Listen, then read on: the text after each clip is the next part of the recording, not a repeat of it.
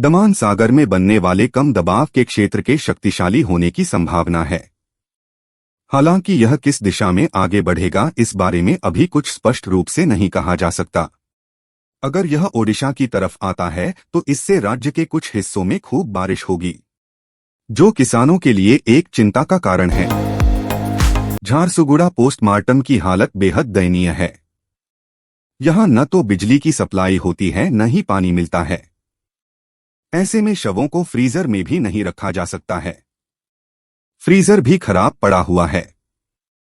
Doctor व अन्य कर्मचारी जैसे तैसे शवों का पोस्टमार्टम करते हैं। काम के बाद हाथ धुलने के लिए उन्हें पानी तक नहीं मिलता है। बाहर से यह एक भूत बंगला दिखता है। ओडिशा के नवरंगपुर जिला में आबकारी उपाधीक्षक के रूप में पदस्थ गोंगा पाइकराय के पास आय से अधिक संपत्ति के होने का पता चला तो कोरापुट मंडल विजिलेंस की टीम ने शुक्रवार को उसके 6 ठिकानों में एक साथ तलाशी लेनी शुरू की। टीम में विजिलेंस के 3 डीएसपी, 5 इंस्पेक्टर, 6 एएसआई और अन्य कर्मचारी शामिल हैं जो सच्चाई का पता लगाने की कोशिश कर रहे हैं। नाबालिग साली के साथ दुष्कर्म करने वाले जीजा को कोर्ट ने 20 साल कैद और 1 लाख रुपए जुर्माना भरने की सजा सुनाई है। यह शर्मनाक घटना 21 जून की रात और 22 जून 2022 की सुबह संबलपुर जिला के गोविंदपुर थाना इलाके में हुई थी, जब गहरी नींद में सो रही साली को जंगल में ले जाकर जीजा ने बार बार उसके साथ दुष्कर्म किया। विरोधी दलों के विरोध के बाद कैबिनेट ने जनजातीय भूमि बिक्री अधिनियम को खारिज कर दिया है। गौरतलब है कि इस फैसले को लेकर पिछले कुछ दिनों से राज्य सरकार विपक्ष के निशाने पर थी और सदन के अंदर हंगामा जारी था। फिलहाल इस कानून को संशोधन के लिए जनजातीय सलाहकार परिषद के पास भेजा गया है, जिसकी सूचना संसदीय कार्य मंत्री ने आज सदन में दी। उत्तराखंड के उत्तरकाशी के एक सुरंग में पिछले 13 दिनों से फंसे 41 श्रमिकों में से 5 ओडिशा के भी हैं। इन्हें बचाने के लिए संबलपुर से एक ऑगर मशीन भेजा गया है। करीब 380 टन वजनी फ्रांस में बना हुआ है, जिसका चट्टानों का सीना तोड़ने में कोई सानी नहीं है। इस मशीन को ऑपरेट करने के लिए फ्रांस से एक एक्सपर्ट को भी बुलाया गया है। साल 2024 के चुनाव को देखते हुए ओडिशा में भाजपा ने अभी से तैयारी शुरू कर दी है। इस क्रम में उनका फोकस फिलहाल प्रवासी उड़िया श्रमिकों पर है। पार्टी इनके बीच अपनी पैठ मजबूत करने के लिए कोशिश करनी शुरू कर दी है।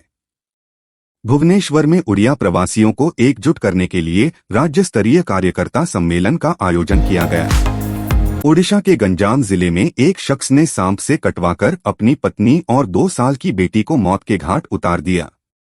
पुलिस ने आरोपित को गिरफ्तार कर लिया है। उसकी पहचान 25 वर्षीय गणेश पात्रा के रूप में हुई है, जिसका अपनी पत्नी बसंती पात्रा 23 के साथ मनमुटाव चल रहा था। इसी का बदला लेने के लिए वह यह कदम उठाया। कटक की दीपा साहू ने न केवल ट्रांसजेंडर समुदाय के लिए बल्कि सभी के लिए एक मिसाल पेश की है। उन्होंने साबित कर दिखाया कि अगर मन में जज्बा हो और साथ में कड़ी मेहनत करते रहे तो इंसान बुलंदियों को हासिल कर सकता है। दीपा पीएचडी की डिग्री हासिल करने वाली देश की पहली ट्रांसजेंडर हैं, जिन्हें अब राष्ट्रपति पुरस्कार से सम्मानित किया जाएगा। पुलिस के अनुसार यह घटना बरहमपुर से करीब 60 किलोमीटर दूर कबीर सूर्य नगर थाना क्षेत्र के अधेगाम की है।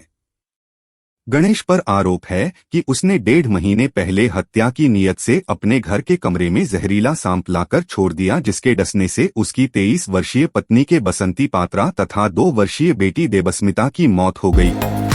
उपयुक्त क्षेत्र की तलाश में एक रॉयल बंगाल टाइगर 4 राज्यों को पार करते हुए ओडिशा पहुंचा है। इस दौरान उसने करीब 2000 किलोमीटर की दूरी तय किया है। परलाखेमुंडी के वन अधिकारी एस आनंद ने बताया कि ऐसा ही एक बंगाल टाइगर महाराष्ट्र के जंगलों में भी स्पॉट किया गया था। वन अधिकारी बाघ स्पॉट होने के बाद से जंगली जानवरों की आवाजाही पर नजर रख रहे हैं। ओडिशा में नुआपाड़ा जिले की भालेश्वर पंचायत में एक महिला सरपंच की मेहनत रंग ले आई है। सरपंच की इस मेहनत से मिले परिणामों को केंद्रीय पंचायती राज मंत्रालय ने भी सराहा है। यहां आयोजित होने वाले समारोहों में प्रयोग में लाए गए प्लास्टिक के प्रदूषण से पशुओं के मरने जैसी चिंताएं थीं, परंतु अब स्थिति बदल गई है। यहां बेटियों के जन्म पर पौधा रोपा जाता है।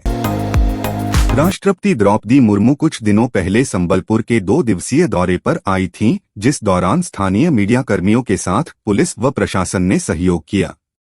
संबलपुर प्रेस क्लब ने कहा कि राष्ट्रपति के कार्यक्रमों में आम लोग तो शामिल हो सके, लेकिन गणतंत्र के चौथे स्तंभ कहे जाने वाले मीडिया को राष्ट्रपति के कार्यक्रमों से दूर रखा गया। यह वाकई में असंतोषजनक है। राजस्थान में 25 नवंबर को विधानसभा चुनाव के लिए वोटिंग होगी। करणपुर विधानसभा सीट से कांग्रेस के प्रत्याशी की मौत के बाद अब 199 सीटों पर चुनाव हैं। इसमें मौजूदा मुख्यमंत्री अशोक गहलोत, पूर्व सीएम वसुंधरा राजे और सचिन पायलट समेत कई दिग्गज नेताओं की साख दांव पर लगी है। कांग्रेस नेता जयराम ने आरोप लगाया कि देश में सबसे ज्यादा बेरोजगारी दर तेलंगाना में है। पत्रकारों से बात करते हुए जयराम रमेश ने कहा कि तेलंगाना बनाने का एक प्रमुख कारण युवाओं के लिए रोजगार सुनिश्चित करना था, लेकिन अब आलम कुछ और ही है। उन्होंने कहा कि तेलंगाना के गठन के 10 साल बाद हम देश में सबसे ज्यादा बेरोजगारी दर तेलंगाना में देख रहे हैं। राजस्थान में चुनावी प्रचार खत्म होने के बाद भाजपा का पूरा फोकस अब तेलंगाना पर है। भाजपा की चुनावी प्रचार के लिए अमित शाह तेलंगाना के निजामाबाद पहुंचे हैं, जहां वह जनसभा को संबोधित कर रहे हैं। जानकारी के मुताबिक प्रधानमंत्री नरेंद्र मोदी भी 25 नवंबर से लेकर 27 नवंबर तक कर्नाटक, तेलंगाना और आंध्र प्रदेश के 3 दिनों के दौरे पर रहेंगे। पाकिस्तान सीमा से सटे पार गांव के लोग पिछले चुनाव तक मतदान करने के लिए 20 किलोमीटर दूर जाते थे। रेगिस्तान में सड़क नहीं होने के कारण लोगों को पैदल चलकर या ऊंट पर बैठकर मतदान केंद्र तक जाना होता था। मतदान केंद्र दूर होने के कारण पिछले कई चुनावों में बुजुर्गों व महिलाओं ने मतदान नहीं किया। मतदान केंद्र पर अब 17 महिलाएं और 18 पुरुष मतदान करेंगे। तेजस पटेल ने जयपुर में प्रेस कॉन्फ्रेंस कर गुजरात कांग्रेस के पूर्व प्रभारी रघु शर्मा का नार्को टेस्ट करवाने की मांग की है। पटेल ने आरोप लगाया कि शर्मा ने प्रभारी रहते हुए गुजरात में कांग्रेस को खत्म करने के लिए 400 करोड़ रुपए भाजपा से लिए थे। ऐसे में उनका नार्को टेस्ट होना चाहिए, जिससे शर्मा की हकीकत आम जनता तक पहुंच सके। राजस्थान के मुख्यमंत्री अशोक गहलोत ने शुक्रवार को सोशल मीडिया प्लेटफॉर्म पर एक वीडियो पोस्ट किया, जिसमें उनके पूर्व डिप्टी सचिन पायलट लोगों से कांग्रेस को वोट देने की अपील कर रहे हैं। राजस्थान में कल यानी 25 नवंबर को विधानसभा चुनाव के लिए मतदान होने हैं, जिसको लेकर सभी पार्टियां तैयारियां कर रही हैं। इस दौरान सभी पार्टियां मतदाताओं से उन्हें वोट देने की अपील कर रही हैं। मुख्यमंत्री भूपेश बघेल लगातार भाजपा पर हमला बोल रहे हैं। वहीं उन्होंने कहा कि छत्तीसगढ़, मध्य प्रदेश और राजस्थान में भारी बहुमत से कांग्रेस की सरकार बन रही है। आगे बोले कि जब रिजल्ट आएगा तब पता चल जाएगा कि भाजपा 15 सीट से भी आगे बढ़ पा रहे हैं कि नहीं। उन्होंने आरोप लगाया कि भाजपा झीरमकांड की जांच में अड़ंगा लगाती रही है। मां बनना एक महिला के जीवन का सबसे अहम पड़ाव होता है। इस दौरान उन्हें कई तरह के बदलावों और समस्याओं का सामना भी करना पड़ता है। ऐसे में अपने और अपने बच्चे का खास ख्याल रखना बेहद जरूरी है। इस दौरान सही खानपान के साथ ही शारीरिक गतिविधि भी बेहद जरूरी है। भारतीय टीम के नए फिनिशर रिंकू सिंह ने गुरुवार को ऑस्ट्रेलिया के खिलाफ पहले टी इंटरनेशनल मैच में शानदार पारी खेली और अपनी टीम को जीत दिलाई। रिंकू सिंह ने 14 गेंदों में 4 चौके की मदद से नाबाद 22 रन बनाए। रिंकू सिंह का एक वीडियो सोशल मीडिया पर वायरल हुआ, जिसमें उन्होंने बताया कि महेंद्र सिंह धोनी से मिली सलाह काफी काम आई। वर्ल्ड में भारत की हार का सदमा जहां क्रिकेट फैंस को हुआ, तो वहीं टीम के कप्तान रोहित शर्मा को भी लगा। मैच के बाद उन्हें भावुक होते हुए भी देखा गया था।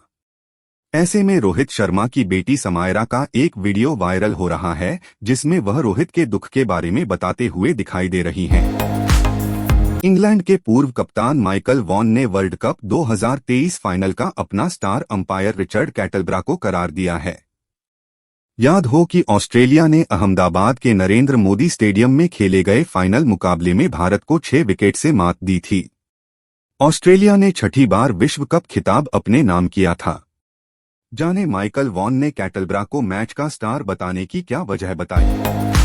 भारतीय टीम ने गुरुवार को ऑस्ट्रेलिया को पहले टी इंटरनेशनल मैच में 2 विकेट से मात देकर इतिहास रच दिया। भारतीय टीम ने विशाखापट्टनम में अपने टी इंटरनेशनल क्रिकेट इतिहास में सबसे बड़े लक्ष्य का सफल पीछा किया। भारत को जीत दिलाने में कई खिलाड़ियों ने अहम भूमिका निभाई, लेकिन एक खिलाड़ी कमजोर कड़ी बनकर उभरा और उसकी जगह पर खतरा मंडरा सकता है। बिग बॉस 17 को लेकर पिछले कुछ समय खबरें आ रही हैं कि शो में जल्द सोशल मीडिया पर्सनालिटी ओरी वाइल्ड कार्ड एंट्री बनकर जाने वाला है। अब एक और अपडेट आई है। जानकारी के अनुसार बिग बॉस के घर में ओरी के अलावा एक और एंट्री होगी, जिनका मुनव्वर फारूकी के साथ विवाद रह चुका है।